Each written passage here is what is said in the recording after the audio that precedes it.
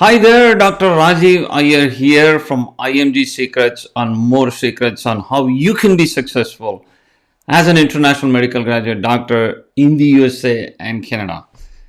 Welcome to the live session today. I want to welcome you all who are joining the live session here, and also I do welcome the audience who come and watch the replay. Now, for those of you who are watching the replay, I'm going to leave some timestamps below so you know what exactly to go and watch in order for you to get your questions answered. Now, as you're joining this live session and you want to post your questions, make sure you actually do post what city and what country you're from so I know exactly when I'm answering your questions, how exactly to focus on that. I did post a video on the alternate entry path program for both the USA and Canada. Many of you had questions regarding this alternate entry path program, so I just want to mention that this is a fantastic option for those IMGs who actually have completed their residency from your home country. You do have a successful career as a resident, as a medical student, and you have a pretty good accomplished CV. In this case, you can directly apply for a clinical fellowship. This could be either in the USA or Canada, so that usually is the first step.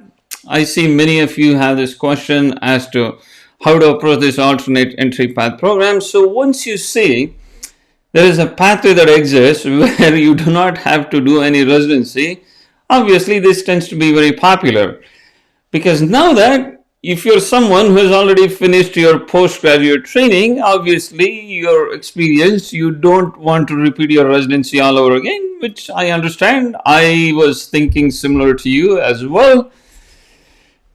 So the first step usually starts by applying for a clinical fellowship, and then once you go through that, then the subsequent steps start where you kind of become stronger in terms of your academics.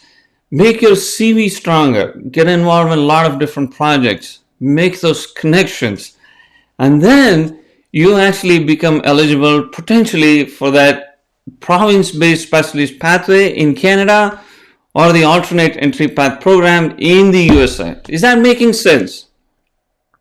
If you have any questions, do post below, because eventually I want to make sure I do answer your questions and you get the benefit of getting your questions answered as you are going through this live session.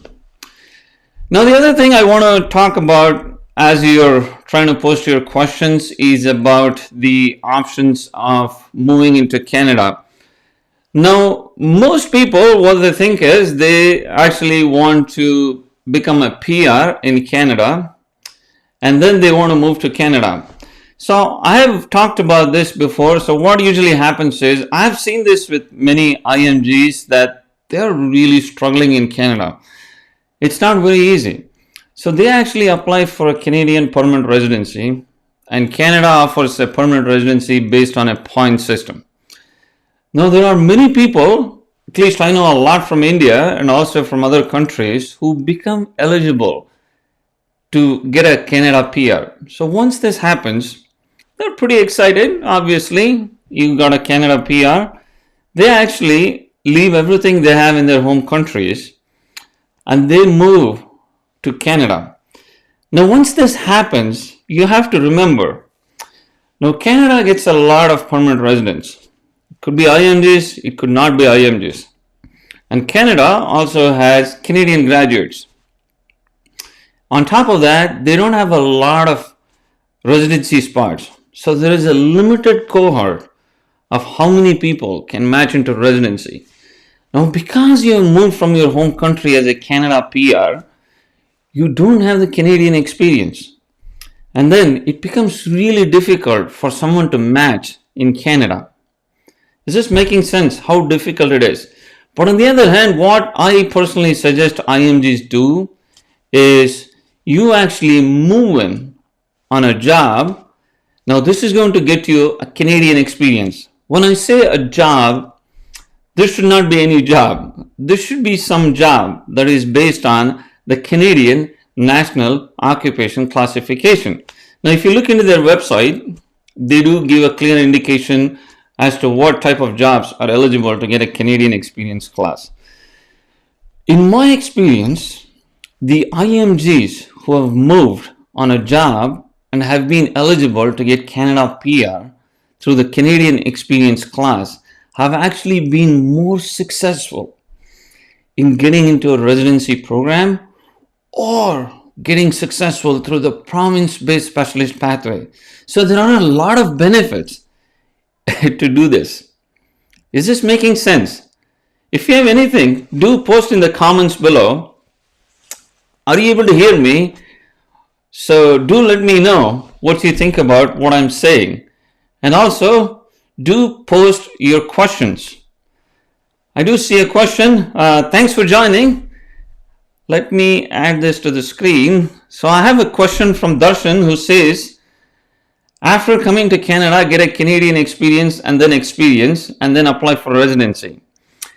Yes, that's right. So what happens is once you come to Canada, Canada offers a Canadian experience class of PR, assuming you come to the job based on that particular in which you're eligible to receive the Canadian PR class. Now, there are a lot of different jobs that are eligible for a Canadian PR. The benefit is you get a Canadian PR quick and easy.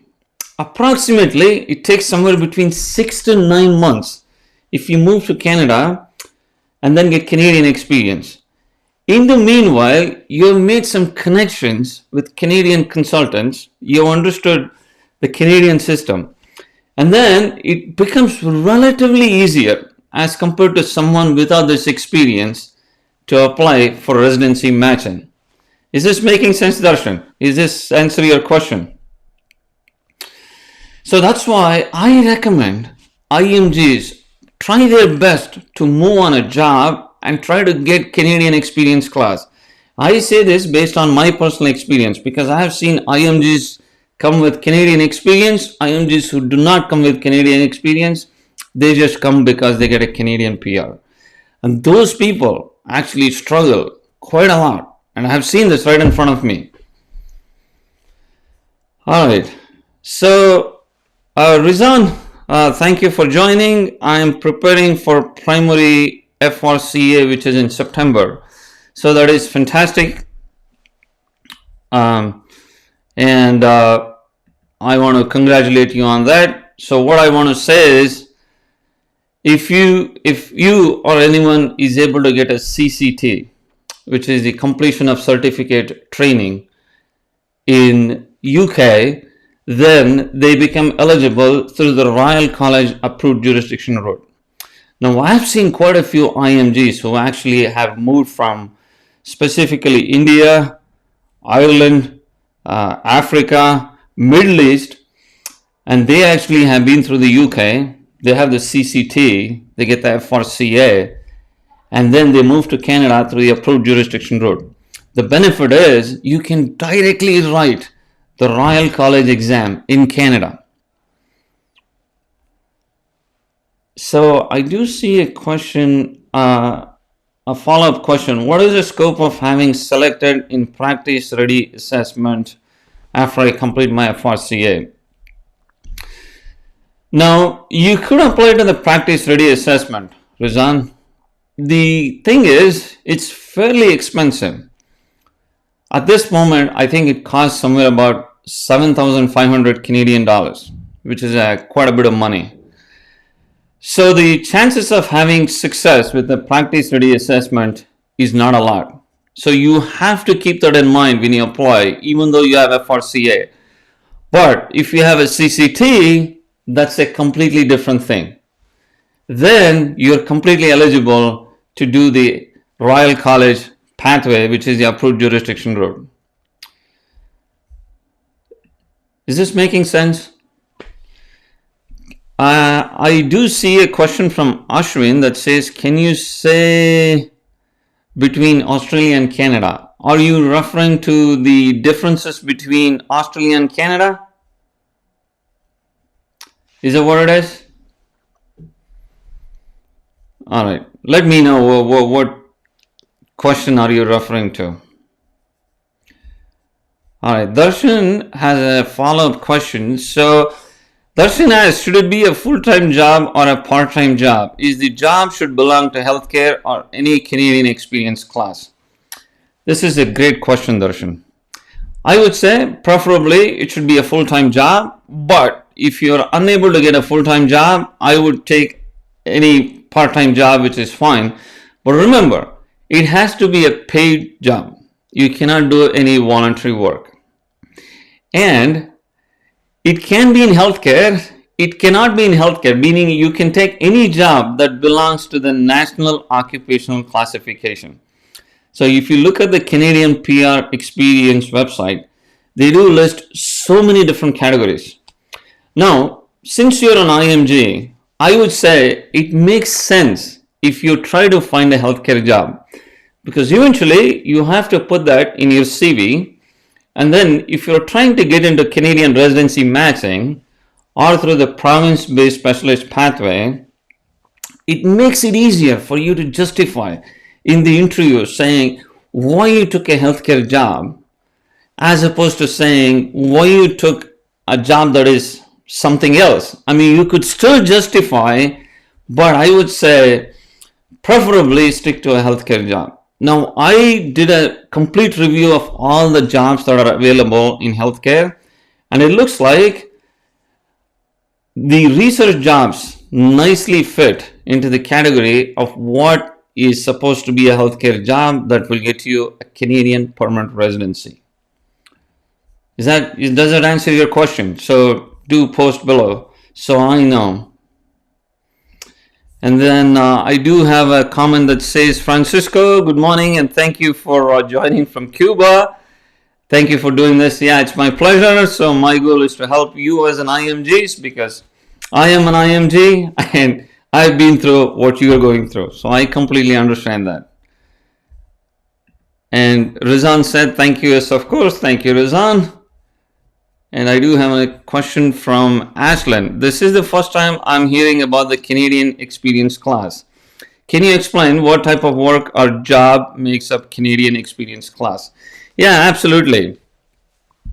So Canadian Experience class is for those IMGs, or for anyone for that matter, who actually moved to Canada through a job. Now the Canada specifies this has to be a skilled job, and they do list. If you just Google Canadian Experience PR category, you will find the list of jobs that is eligible to get a Canada PR. Now in healthcare, for you and me as IMGs, if you get into a research job, if you get into a research fellowship, or you could get into clinical fellowship, assuming you have already done your PG or residency training. So these are some of the jobs that would classify as Canadian Experience class. Now, if someone has this Canadian Experience class, Canada recognizes this skilled work, because at the end of the day, Canada needs a lot of skilled workers, and IMGs are very valuable because you guys are trained in a different system and you bring a lot of value to Canada. And Canada appreciates that and respects that. Of course, so does the US. And that's why IMGs are so successful in Canada and the USA. So these are some of the jobs. So do remember that I mentioned earlier that it should not be a voluntary work. You should be getting paid. You should be on a payroll, which will make you eligible to the Canadian Experience class. Does this answer your question? Darshan says Canadian Experience class jobs can be found at IRCC, belongs to NOC code. Yes, that's right. If you look at the NOC codes of all the jobs that are available in Canada, it lists all the jobs that actually will get you eligible for the Canadian Experience class. Now the benefit is, as I mentioned before, if you apply through the Canadian Experience class, then Canada Immigration Department processes these applications fairly quickly, because they're trying to recruit a lot of talent into Canada. If you look into Canada, I've been into many cities. Outside of major cities like Toronto, Vancouver, Alberta, There is rarely any population in Canada. They're really short of doctors. Although you might be thinking it's so complicated to get into Canada. Yes, it is, but they do have shortage of doctors, and that's why they have all these options of province-based specialist pathway. Now, some of you have asked me questions about where do I find the details on province-based specialist pathway. These are things that are not advertised. Now, I share this because I have been in Canada and I understand the system fully, but you would not be able to find this information on the internet. Even if you do find it, the amount of information you're going to get would not be sufficient enough for you to make any decision. Hence, I share all this with you guys. All right. Moving on to the next question. Karthik asks, hello sir, I'm a general surgeon from Hyderabad, India, planning to move to Canada on a spousal PR. How to apply for clinical fellowship, certificates required, IELTS. Well, Karthik, so the first thing you would need is you have to finish your residency or PG training from India, or if you're an IMG from a different country, from your home country. You do not need any specific exams. The only thing you would need is the IELTS. This really ridiculous exam has two things. This has an academic route and I believe a basic version of the exam. So make sure you take the academic one. Now here is the catch. If you're applying for the Canada PR, you need the basic version of the exam. But if you're applying for fellowship, then you need the advanced version of IELTS. You don't need any special certificates. You just have to provide your medical school or medical college from India. So your medical college should be recognized by World Health Organization. This is fairly easy to find. You go to World Directory of Medical Schools website and you search for the medical schools there. You put in your country, which is India. You put in your city, which is Hyderabad.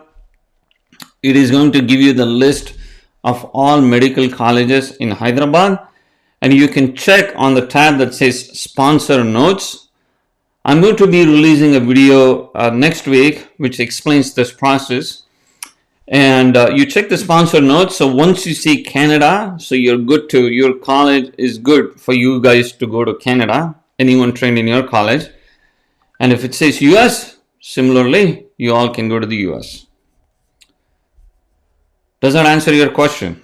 Let me know. All right. Thank you. Yes, I thank you as well. And let's move on to the next question. And Darshan again asks, my fiance, right? My fiance will be coming to Canada on spouse work permit. She will be looking for the healthcare jobs in Canada. Is there resources other than LinkedIn? There are limited resources in Canada for IMGs. I completely agree. There are not many resources in Canada. Now, if your spouse is coming on a work permit, now let me tell you guys this. If you are going on a work permit, let's say you got a clinical fellowship, you got a work permit, this would be called a closed work permit. Now, if your spouse becomes eligible to get a work permit, this work permit will be called an open work permit. Now, open work permit by definition lets you work in any hospital or any job. Now, when you hear this, this sounds very exciting, right? Because now you can get any job. Now, practically, this does not happen because once your spouse comes in on an open work permit, getting a job in Canada is ridiculously difficult. They just advertise, okay, you got an open work permit. That may not mean much. So I would say the best case scenario for your spouse is actually to find a job where both you and your spouse both go on two different closed work permits.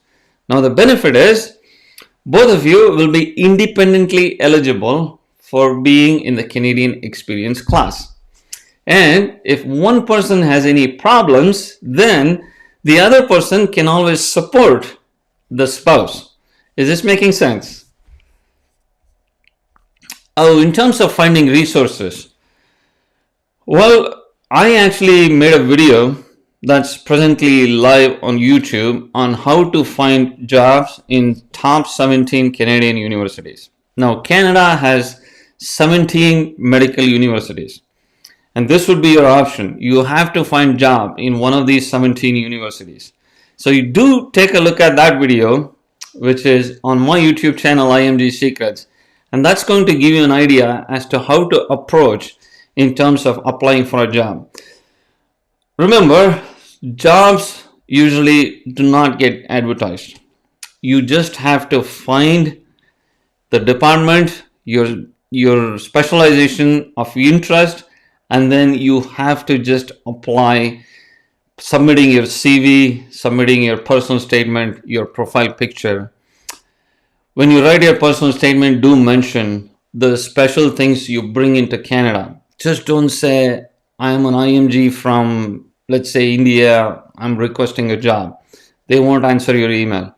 You have to put forth your application in such a way that you make it really strong and say, now what are the benefits you are going to bring from your experience into Canada, and what are the things you're going to learn from Canada. So you have to put both pros and cons here. Only then there is a possibility they might respond back to you, or else they get so many applications and most of the times they can't respond back. Same thing happens to me. I get so many applications to me, but if I don't see the strength in those applications, I won't even respond. All right. Now Ashwin says FRCA degree is valid in Australia for specialist pathway there, but are you saying that only CCT can help us with Canadian training? Now Ashwin, there are two things to this. If you have a CCT, now let me say that if you have a UK experience, it definitely helps in Canada as well. Now, but if you have a CCT, you can directly become certified by Royal College. So that's what I'm saying. But let's say you do not have CCT, you apply for clinical fellowship, you would still benefit from your UK experience better than someone who does not have that experience, but not as much as someone who has a CCT. So you're somewhere in the middle. Is this making sense? So because having a CCT is just an easy entry into Canada, you just have to pay money to Royal College, write their exam, and you're all set. So that's what I mean. It still helps, but not to that extent. I hope that makes sense to you. So Karthik asks, do I need to evaluate those certificates? If you mean, do you need evaluation of your certificates, then yes.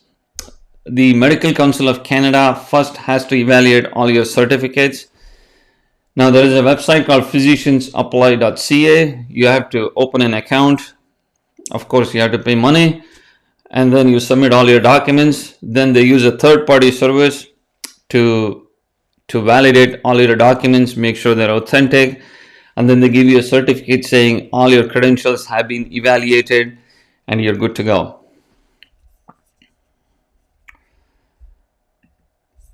All right. Brijesh asks, hello, Dr. Rajiv. Hi, Brijesh. My wife is in Canada and applying for USA IMG pathway. Is it possible to come back Canada after finishing residency in USA? That's a great question. So I actually met, in fact, my own colleague from USA who is certified in US moved to Canada recently. So I was just speaking to her. So it's fairly easy for someone who is certified in the US to move to Canada. But there are certain things they have to be mindful of. So one is you still have to meet the eligibility for getting a license. For example, let's say you move to the province of Ontario in Canada. So you have to make sure you meet the eligibility of getting a license from CPSO. Is this making sense? Now, you do not have to repeat residency, if that's your question. No, your residency training in the US, even though there is a difference in the number of years, the residency training would be good. But if the college recognizes that you don't have requisite experience, they may say you may have to do 1 year of something in between before they give you a full license. But bottom line, yes, it's fairly easy to move from USA to Canada. Okay? Alright, thanks for acknowledging that, Darshan, Karthik, that you did get your questions answered. Now, Francisco says, I'm doing my last year residency in ophthalmology here in Cuba. Congratulations. But the next week, I'm moving to the USA. So the problem is, I am not specialist yet. What do you recommend me? Finish here my residency. So Francisco is essentially asking, should he finish his residency in his home country, Cuba, before moving to the USA? So my personal opinion, Francisco, is that yes, since you're through your residency and you just have 1 more year left, personally, I think you should finish your residency in Cuba, be certified.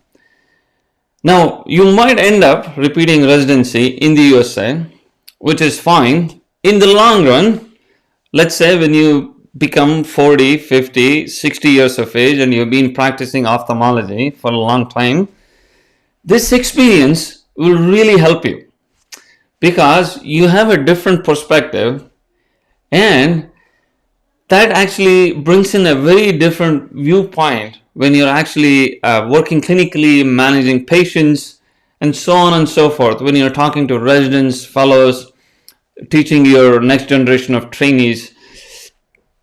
I say this because I did my residency from India, and I'm really thankful I did that because that actually has given me such an excellent experience. So I'm an anesthesiologist in anesthesia that I really am thankful that I did my residency in India. Of course, if your residency from your home country is not from an outstanding place, I generally say anyway you have to repeat your residency, then it's fine. But since you're so far in your residency, I would say you should probably finish it.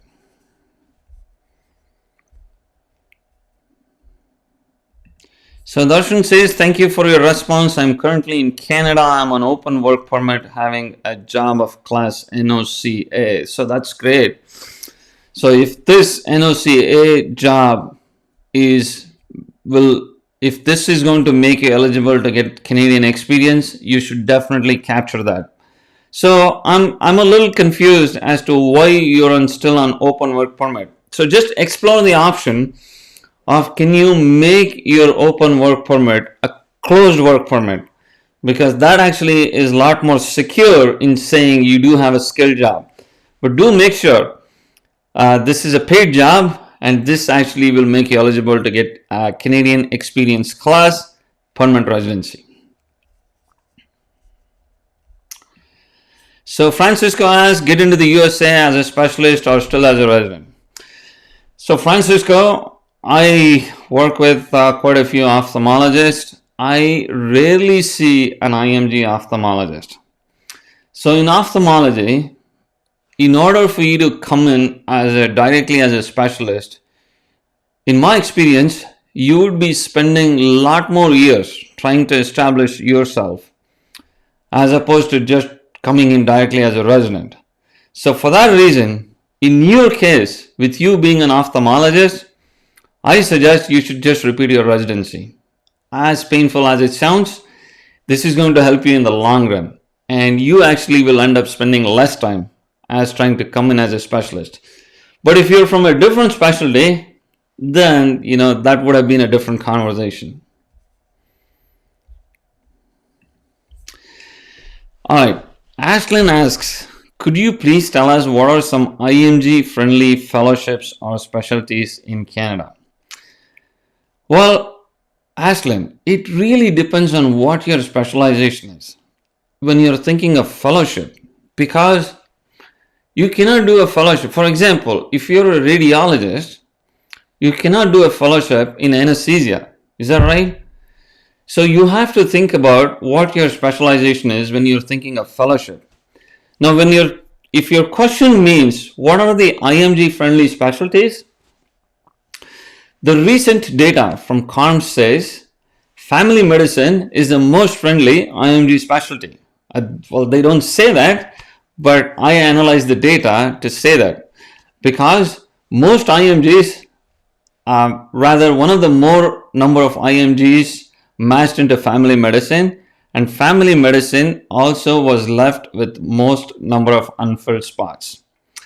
Now, when you're looking overall, there are only about approximately 2,200 or 2,300 spots, residency spots in Canada for Canadian graduates. And I believe there are about 400 or 500 for IMGs. That's it. I mean, this is overall, this is not any one specialty. So they have very less number of spots. So it makes it very competitive. Anyway, to answer your question, it's family medicine residency that has the most number of unfilled spots. All right, I'm moving on to the next one. So Brijesh asks, thank you for your response. I checked your video for finding observership in USA. My wife just cleared step 2. Thank you for making all these videos. Thank you, Brijesh. So the thing is, the observership video I have in the YouTube is actually the examples of pediatric hospitals. So I did pediatric hospitals because I could actually speak to them. I work in a pediatric hospital, so it's easy for me to talk to them. But it doesn't matter what specialty you're in. You could do your observership in a pediatric hospital. Now I'll give you an example. Let's say you're interested in being a resident in radiology and you rotate through pediatric radiology. This is a fantastic thing that actually gets on your CV. That will help you in your matching into radiology residency because you have rotated not in radiology but in even more specialized field, pediatric radiology. Now remember, some hospitals in that list restricts saying that this observership experience cannot be used to get matching in residency. There are some hospitals that say that, but there are other hospitals that don't say that. So you could actually use that experience in order to gain your residency and use that for your benefit. So just be mindful of that when you're going through that list of observership programs. So Ashlyn says, thank you. And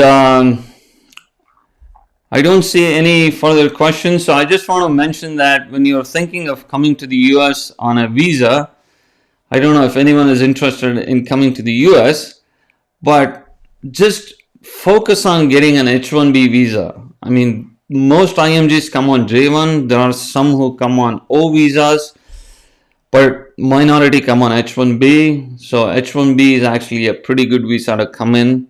So the transition to getting a green card and becoming a US citizen is a lot more easier if you come on H-1B.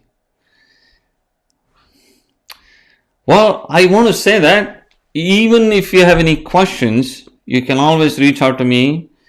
I'm happy to answer the questions, but if you're looking for more help, specifically in terms of having a one-on-one coaching specific for your situation, writing your CV, writing your personal statements, preparing you for interviews, taking mock interviews, I do offer that, but because I get so many requests for all that, I unfortunately have to charge for that. So I protect my time and I give the best opportunities for you all who wants to join me.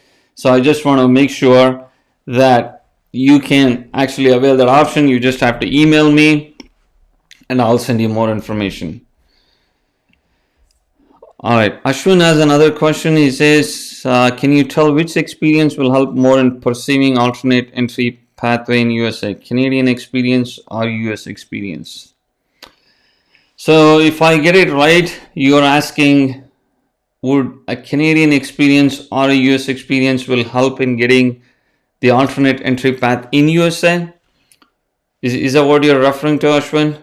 Are you saying, is Canadian experience better or US experience better in getting the alternate entry path in USA? Well, I assume that's what you're referring to, so I'm going to say it really does not matter. You could either get a Canadian experience or a US experience. At the end of the day, it's not a huge deal, but I would say you can just get into whatever you have.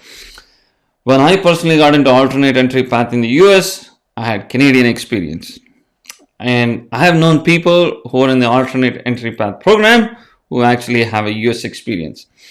Where it makes a difference is when you're trying to get your full license, the US states requires a certain number of ACGME trained years, and that's where it makes a slight difference. But at the end of the day, it actually does not make a difference. Oh, I see. You're asking, would Canadian experience or UK experience help? I would say Canadian experience helps a lot more than having a UK experience in getting in the USA.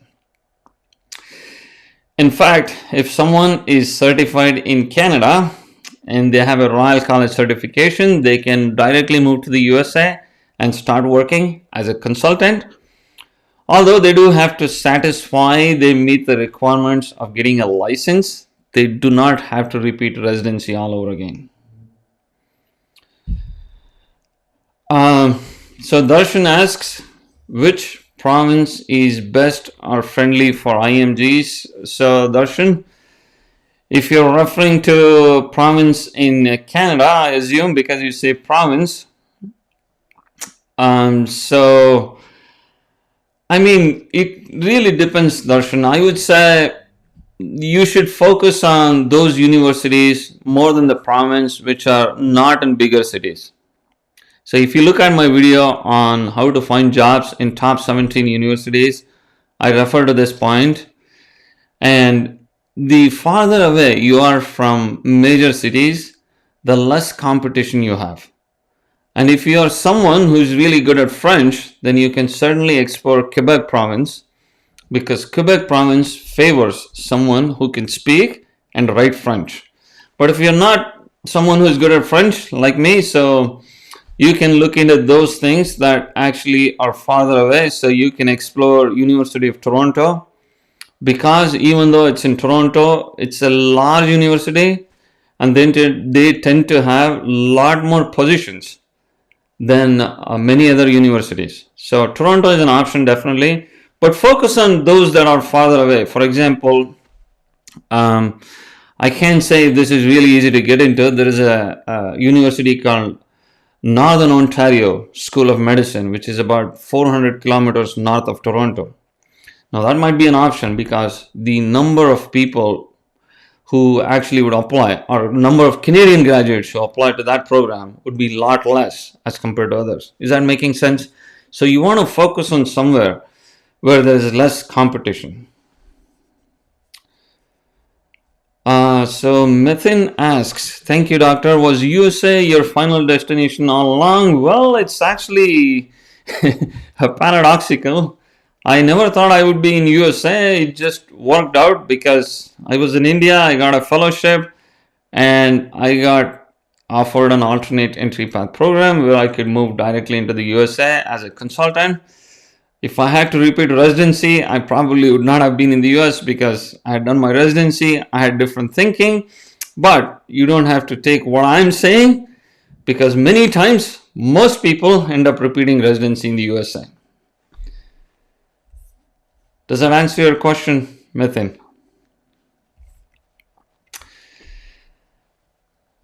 Okay, so I don't see any further questions. So I want to thank you all for participating, asking questions. And if you have any further questions, you can continue to have conversations with me all along on YouTube. So I'm pretty quick to get out to you as soon as possible.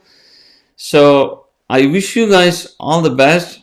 And I know it's a long, complicated journey, but most IMGs get successful with this, and trust me, if you're persistent, you would get successful. Well, I do see another question. Let's see. Now, Rizan asks, my wife as primary applicant is expecting to apply for PR. Once we get our PR, is it still difficult and expensive for me for practice ready assessment in Canada, or you still suggest CCT pathway?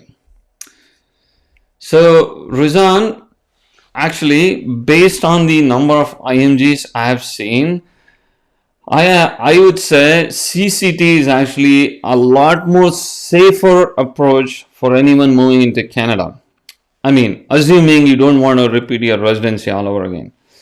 Because once you have CCT, now you're pretty good to go.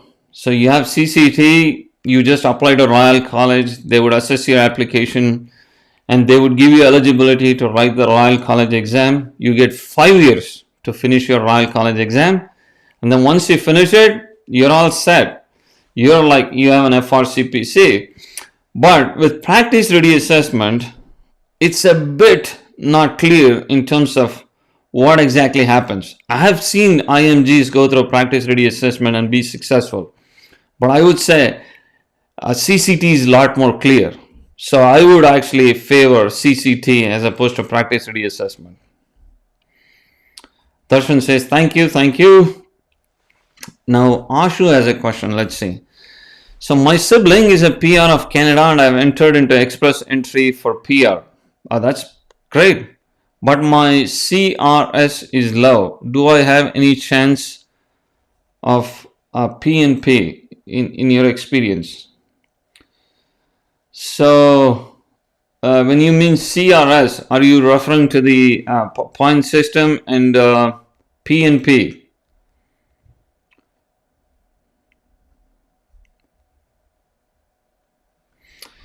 Well, I would say if you have a Canadian experience, so the way Canada is now working is they actually are inviting certain applications who are scoring high on the point system to call for a Canadian permanent residency. So in your case, I'm not clear of your abbreviations, but I just suggest you just have to be persistent. So when it comes to things that needs an answer from an immigration perspective, it's really hard to answer because it could be from Canada or from the US, because you never know. There are so many. So recently there was a strike in Canada. There was an immigration strike in Canada and all the applications were on a backlog. So things like this happen. There are so many unpredictable things.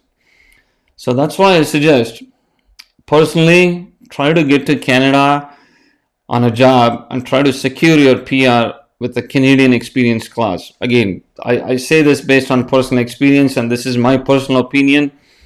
There might be people who disagree with this, but I've seen IMGs being a lot more happier and being a lot more successful using this, and hence the reason I recommend this. Ashwin asks, is alternate entry path program limited to certain specialties? Yes, it is limited to certain specialties. In the USA, anesthesia, radiology, OBGYN, surgery, thoracic surgery, pediatrics are some of the specialties that are offering alternate entry path program at the moment. Now this can change. There might be additional specialties that offer, or the specialties that are offering might actually stop offering. This is based on the demand ratio. Sometimes if the demand is high, they may actually cut down on things. But right now, I know that because I'm an anesthesiologist, there is a huge demand for anesthesiologists. So the anesthesiology alternate entry path program will not go away in the near future, based on what I'm seeing right now. All right, Francisco asks, thanks for your very sincere response. Sure. So know you the steps to start the path of entry to the USA Health. All right, so you're asking how to start the path of entry to USA Health Education System. So Francisco, I would say the first step is to get in as a clinical fellow. The best case scenario is to get in as a clinical fellow. This could be in the US or in Canada. In Canada, you don't need any exams other than IELTS. In the USA, you of course need USMLE and be ECFMG certified in order to be a clinical fellow. Yes, clinical fellow is the best option. So Methin asks, I would also like to ask how difficult was it to move from Canada into USA as a specialist, and how did you make it possible? So Methin, I actually had reserved all this for a separate video, but I can tell you, since you asked me, that I actually had if I say an outstanding CV, I'm going to be boasting about myself. I would say I had a decent CV with a lot of publications. So I entered the USA through the academic pathway. I only interviewed at one place, and that place did offer me a spot, which I'm thankful of. And the thing that helped me the most was I had a lot of abstracts, a lot of research publications in really high impact journals in anesthesia and related specialties. And also, I was very active in educational perspective. I had been to many conferences. I had a lot of presentations. I had given a lot of lectures. So all this, I highlighted them in my CV as it was. And I think actually that helped me a lot. And as of today, if someone sends me their CV applying for an alternate entry path program, and this is exactly what I would see personally to see if they actually have all these, if they meet all these criteria, to say they are someone who is outstanding, not just doing the routine work, but they have gone over and beyond in terms of achieving their academic endeavors. Is that making sense? All right. Anuradha says, hello Anuradha. And let's see the question. Can we get some information where to contact you, request as consultant for review of applications before applying for fellowships? Well, so you could actually send me an email on my email, which is drajeeviyer@gmail.com. I just typed in the comments below. And if you reach out to me, I'm going to send you more details about what it entails, that we're going to schedule a one-on-one conversation. So I get a chance to do an in-depth review of your CV and what exactly you want to accomplish. And that involves quite some time between you and me. So you can, if you want to talk to me directly, then this is where you send an email and we can set up a one-on-one video chat.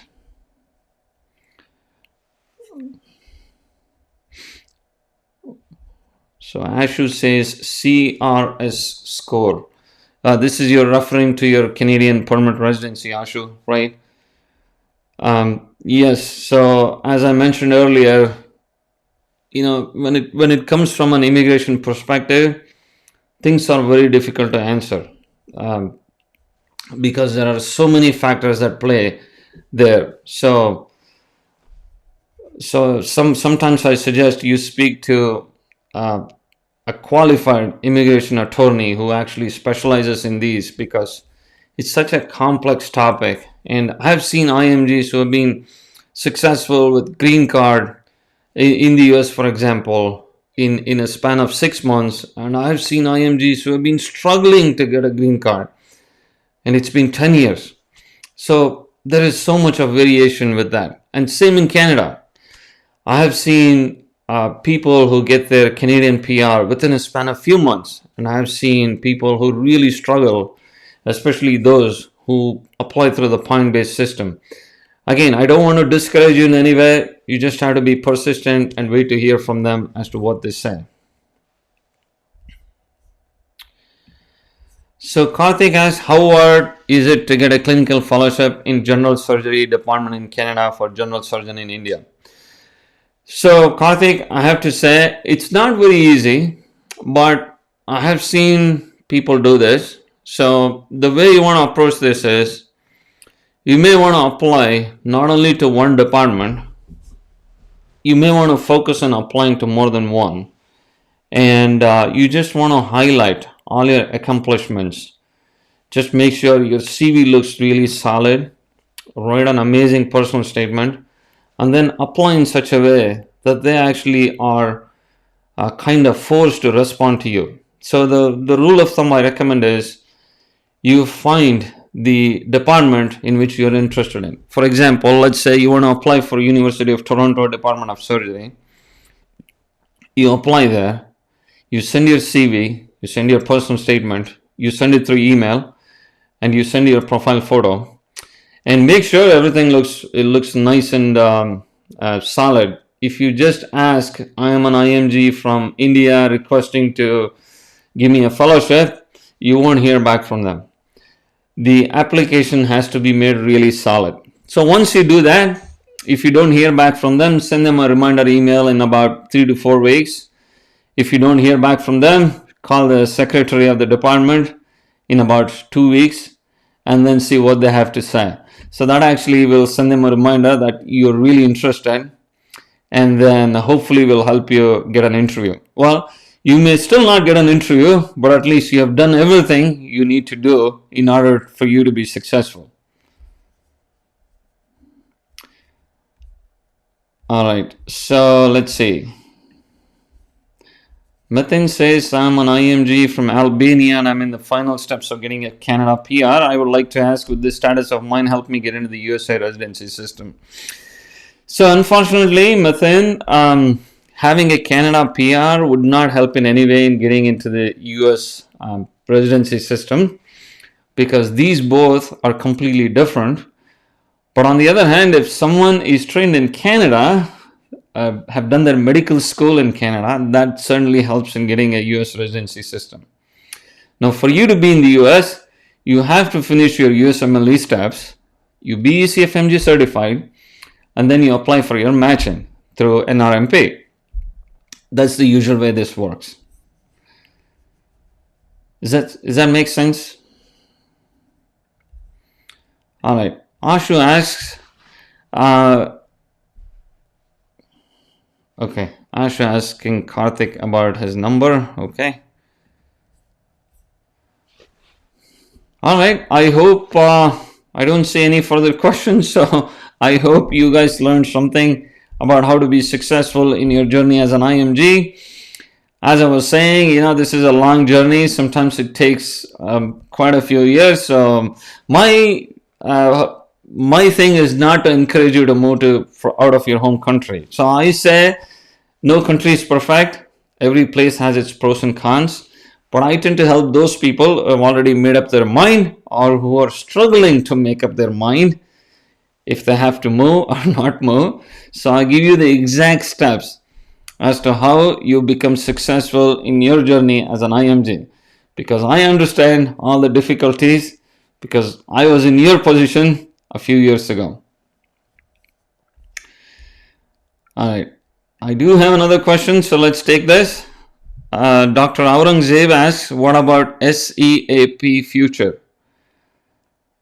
I'm not clear what you mean by future of SEAP. If you're referring is SEAP supposed to stay, I would think so, because this is a Royal College accredited pathway in Canada.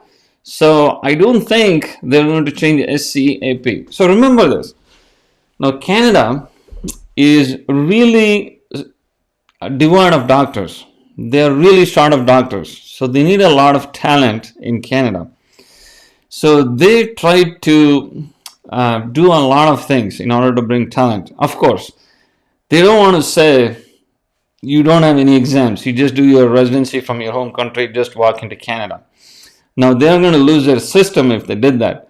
So does the USA. So they do have a complex system built in. So they hire the right talent, or I should say they hire people in the right way. And they train them because they get used to the system. And it's actually good and bad, because it's good because it helps maintain the system. It's bad because it really makes the life of IMGs complicated. Now you guys might have done your PG training from your home country, and you still have to go through so many things. So did I, in order to be successful in Canada or USA. And that's a process, and you and me have to respect that. Our goal is to make sure we go through the process and make sure we pick the path of least resistance So we become successful as soon as possible. All right. So Dr. Aurangzeb continues to ask, all jobs want Fellow of Royal College. SEAP don't get it. Well, so let me tell you this. When Canada advertises their job, they are obviously going to say you have to be Royal College certified. They're not going to say, I'm going to offer you a job if you're not Royal College certified, right? Let's say you're in your home country, you own a hospital. Would you say anyone can walk in my hospital and start working? No, right? So similarly, Canada, when they advertise, they are going to say you have to be Royal College certified. But there are options that exist. You just have to explore. You just have to be persistent. You just need someone to coach you in order to be successful. The SEAP, Dr. Aurangzeb, will not get you a Royal College certification. If that's what you mean, that is right. And this is decided by the Royal College. For some reason, Royal College is 3 pathways, out of which they say SEAP does not get you a Royal College certification. At the end of the day, it really does not matter. It is always helpful to get Royal College certification. But if you don't get it, I wouldn't really stress about it if you're desperate in going and living in Canada. Does that make sense? The same is true for province-based specialist pathway. The province-based specialists do not get Royal College certification. However, they're good to practice in Canada. Their salary is equal to anyone who's trained in Canada, and they can move about anywhere once they complete the pathway. And this is no different. Mithun says, you're tremendously helpful. Thank you, Mithun. I appreciate your comment. And Ashwin says, thanks, sir, for the session. Please continue such sessions and please upload. Thank you. Thank you, Ashwin. Thanks for supporting this. And Dr. Aurangzeb continues to ask, are there equal job opportunities if I do SEAP as compared to someone who has fellowship? Yes, that's right, Dr. Aurangzeb. The SEAP is a Royal College accredited pathway. So if you go through SEAP, you should not compromise on the way you're getting your job. So it is up to you. If a hospital is saying they're going to pay you less because you have SEAP and not Royal College, you should stand up for that. Okay? So yes, the SEAP in theory is treated equal to any other fellowship. So I would think it would be the same. All right. Thank you, Dr. Aurangzeb. Thank you, Ashu. Thank you. And all right. So if there are no further questions, so please do continue to support watching the videos. Continue to ask questions on YouTube. I try to get back to you guys as soon as possible because I know you want to hear the answer. Because if I ask a question, if I were in your shoe, I want the answer as soon as possible because I'm so anxious. So I understand that. So I try to get back to you guys with answers as soon as possible. So I want to say thank you for being here and take care, stay safe, and I will talk to you guys soon. Okay, thank you. Bye.